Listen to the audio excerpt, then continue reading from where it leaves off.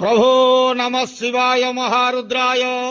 हे बाबा धवलेश्वराय बालालिंगाय महाप्रभो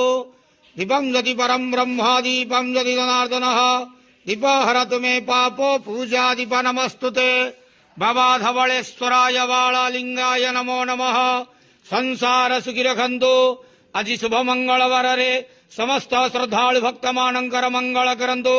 समस्त श्रद्धालु भक्त मानक श्रीपद करंतु मनस्कामना पूर्ण करंतु कर्म क्षेत्रोन्नति करंतु ग्रहरिष्ट खंडन करंतु जगतर मंगल करंतु विश्वर कल्याण करंतु आपणकर नाम प्रकाश करंतु सेवकर डाक श्रवण करंतु समस्त अग्वावसा भक्त मानकर मनस्कामना पूर्ण करंतु जो जो भक्त माने आपणक पाखरे मानसिक रखिछंती तांका मानसिक पूर्ण करंतु बाबा धवलेश्वराय बालालिंगाय नमो नमः